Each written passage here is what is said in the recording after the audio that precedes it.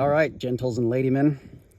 Figured YouTube would like me better if I called you guys that. We are here with a bunch of new stuff today.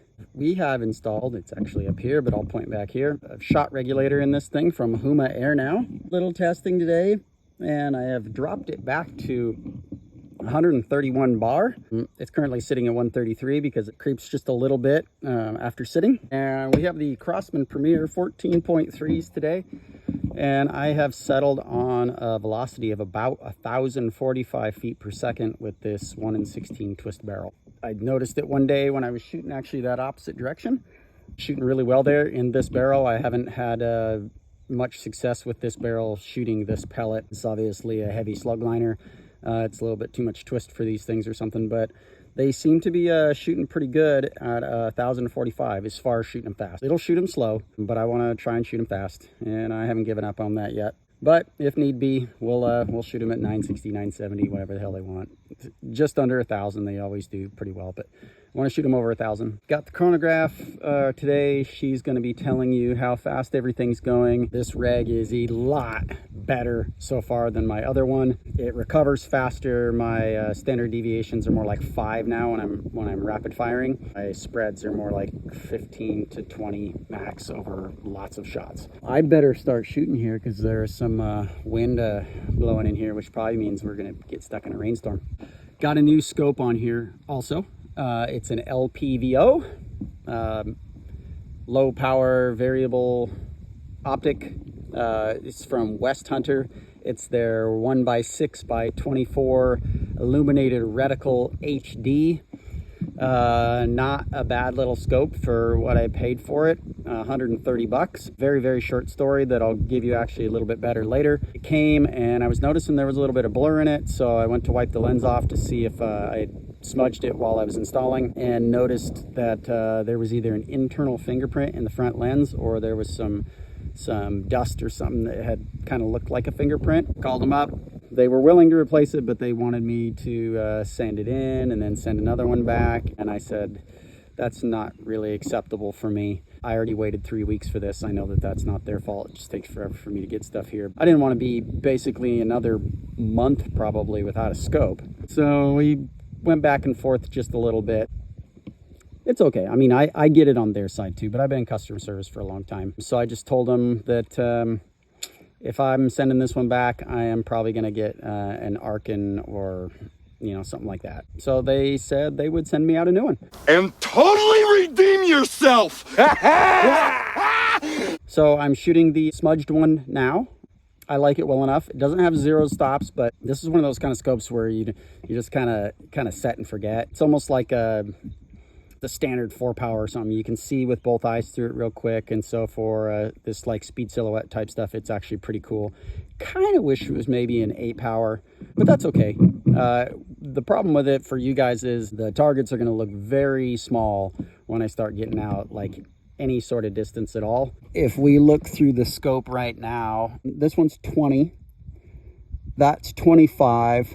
We got Mr. Rabbit, which you can just barely see him. He's at 35. I might shoot at that one there, which is also at the 35 roughly. Mr. Rabbit might be 34 and a half.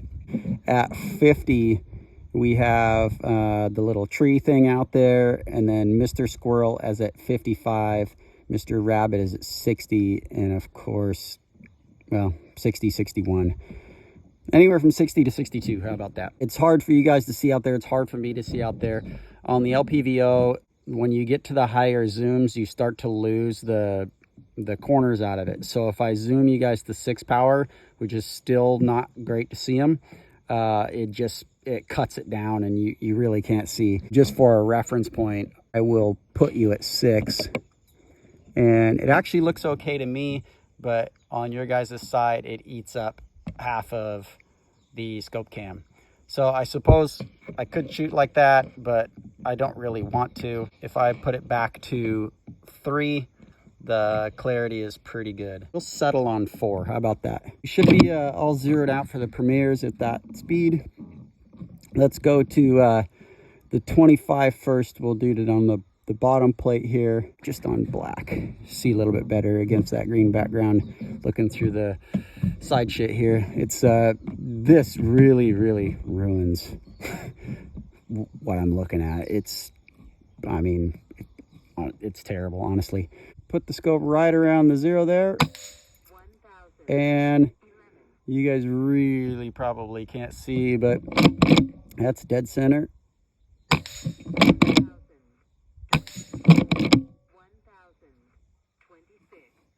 Interesting. We're going a little bit slower than we were a half hour ago. We'll see if that creeps up a little bit for some reason. Funny enough, the reg is now at 135. Honestly, environment, who knows what the hell's going on. Conditions change up here so quick that my regulator stuff changes all the time, but at least the shots are consistent now. After that first slow one, we went 1022, 1026. Whoops, gonna double feed. So it's only 25 yards, but we're spitting into one hole now. Go to 20. Stick one into Mr. Rabbit's head. I can just barely see him. I actually do have the bubble on this.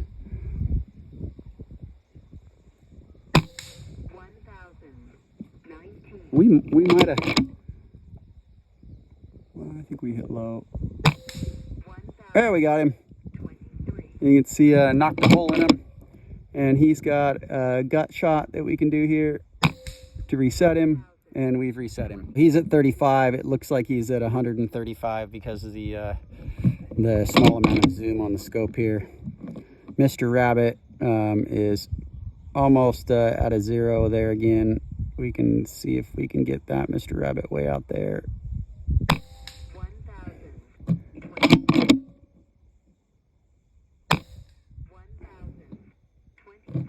I'm gonna click up my power wheel one because I sighted everything in for 1,045 here, and this is sitting right in those 120 ranges. All right, so taking out the slow shot from the first string, we had a standard deviation of 5, an extreme spread of 16, the 1,023 feet per second average.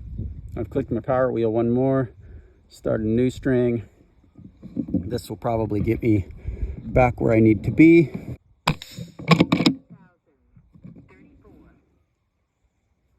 1,034. Let's see if she climbs a little bit. There we go. So this is what I'm sighted in for.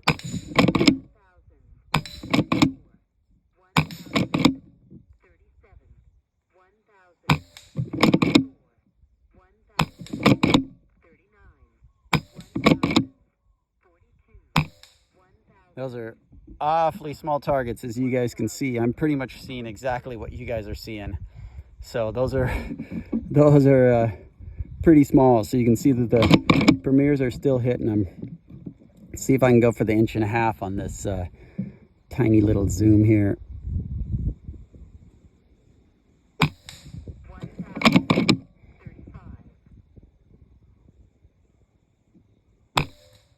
Damn it.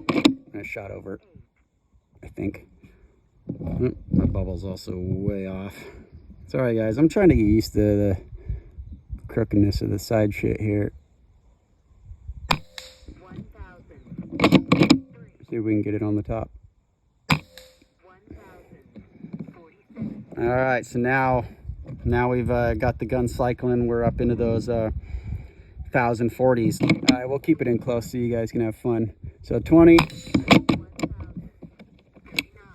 Standard deviation of 5.3, average of 1042, 18 shots on that string. I can deal with that. I am gonna see bigger standard deviations because of the speed at which I'm shooting in the recovery. It's not always gonna recover at the exact same spot. This regulator from Huma recovers a lot faster than the stock one did, and so it's been a lot more consistent. And if I slow it down, thing was at 145 to 148 bar when I was first testing, and I was getting 3-4 shots at a time that were the exact same speed with pellets. So, and these aren't, you know, like the world's best pellets and skirts and all that stuff. I'm happy. I'm very happy. so that I didn't screw the puck up. I did degas it before I took the pressure back down. I have not adjusted it since the very first adjustment when I installed it basically a week ago now. I think we're finally in a good place.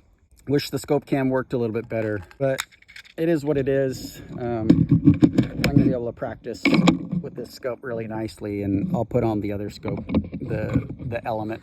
I'm doing a lot of my stuff for you guys.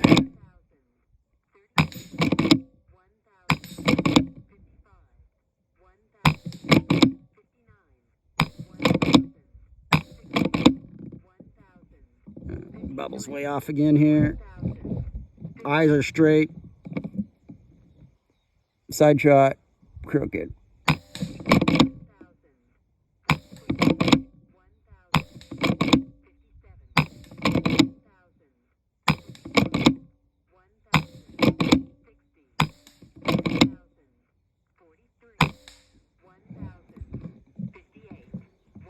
So we 32 shots in. That's cool. We're at 131 bar, shooting these Premiers at 1045, and you can see that they are doing well.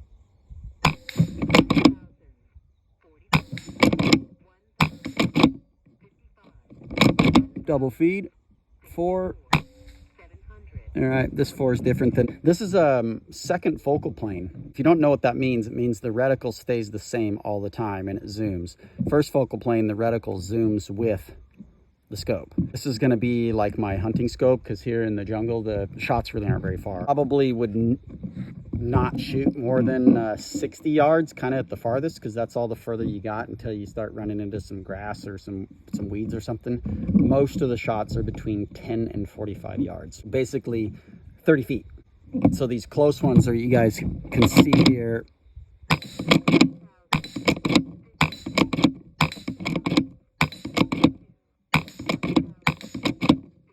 mean, I can hammer the crap out of those all day long, and you can put those on 1 power and be legit. The double feed was 725 feet per second, and the other one was 714 feet per second.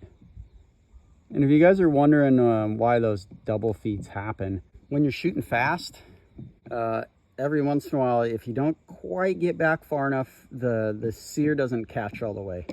So if you're cycling them pretty fast, and I haven't, you know, I could get a longer cocking lever, I could get a shorter one. It just doesn't matter. I just need practice. If I was really setting up the gun and had all the resources to do it, I would set it up so I could shoot it quite a bit faster. But when you're cycling it, sometimes the sear doesn't catch, and so you'll actually feed it. It's enough to pick it up, and sometimes you can actually feel the sear gets there, but then it just clicks off. And so I'll usually know when I double feed right away. This one's second focal plane, so the 4 milliradian doesn't always mean 4 milliradian. It depends on the zoom that you're on, right? We'll have to figure that out on the scope. I'll be shooting this on 6 power probably almost all the time, which I can't do with you guys. I'm on 2 power or whatever. Go back to 4. I'm gonna load another mag up. I'll give you guys another mag, and then I'm gonna turn it back off so that I can practice for real. It's gonna start raining here anyway, and then I have to start trying to cover up lenses and everything and keep all the equipment from getting all soaking wet, so it makes it a pain in the butt to film. But I always like to include you guys at least a little bit in some of this, just to let you know what I'm doing. Yeah, I'm doing pretty good with the Premiers at 1045 today, and sometimes other days. The stock 1 and 24 twist, I had good luck with them up to really that 1060, 1070. Some really good strings that had an average of 1068, but they don't seem to like to go that fast in this barrel. They'll spiral out. Got one more mag. There's actually a lot of Indian minas up here. My friend that owns this property, he and his wife, he actually likes the minas. I don't think that she does, and she's actually the boss, but he's my friend, and I've super appreciate that he lets me shoot here. So I don't shoot the minor birds here, but I could have a field day pesting those things. And if you don't know what a minor bird is, it's effectively our starling. They're one of the most invasive species in the world. They're on the top 100 list. They're very smart, and they compete with the native birds for resources. And there is hundreds and hundreds and hundreds of them at my house. And I have been taking some of them out. They're considered an injurious species here in Hawaii. He likes them, and honestly, they kind of are cool birds. They're super smart, and they have a nice song until they don't. They're kind of like a crow when they get all feisty and pissed off.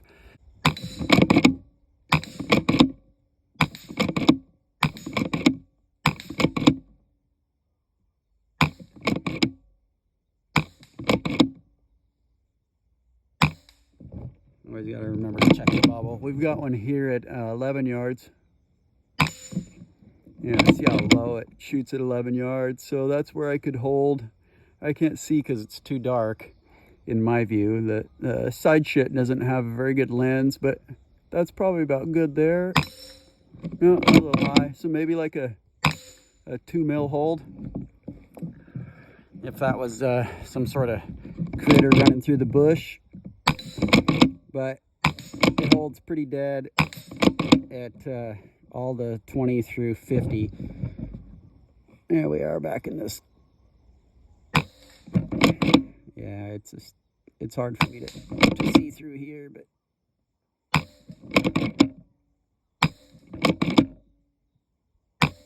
there we go. I think I was just holding just a little bit too high. Let me know what you guys think. Looks like these are a little bit further than they are, but they're not. That's just 20.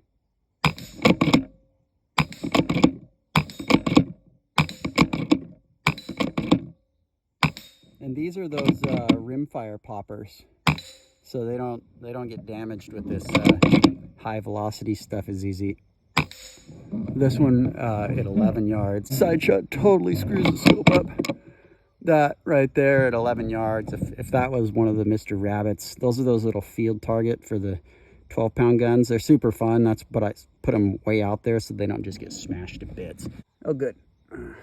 Oh, I'm tethered today too. I forgot to tell you guys that. I've actually been liking to tether when I'm testing. I've got it tethered to a 1.6 liter. All right, I'm gonna take this off, and I'm gonna have some fun without you. Thanks for tuning in. Let me know what you guys think. Ask questions down below if you want to know more about the West Hunter. At the end of the day, I'm happy with their customer service. They made it right. I had to fight them a little bit, honestly, but they did make it right, so I'm going to give them credit for that. And I have 2 other scopes of theirs, and it's a decent product for the money. My other scope is like a $280 scope. My 6-24, that's on my 30 cal. That came with the gun when I bought it, and I ended up buying another 4-16 by 44. That's what I have on my P-Rod. I may actually put that on this gun for silhouette. We'll see. I actually like that scope quite a bit. It's a compact. I just can't put scope cams on those. This one and my Element are the only ones that I can put the side shit on because of the way that it mounts. If I had one of those Eagle Vision ones, I could, but those things were wicked expensive at the time. But I'll probably end up investing in one so that I can put them on all the different scopes. All right, thanks for watching. Take care.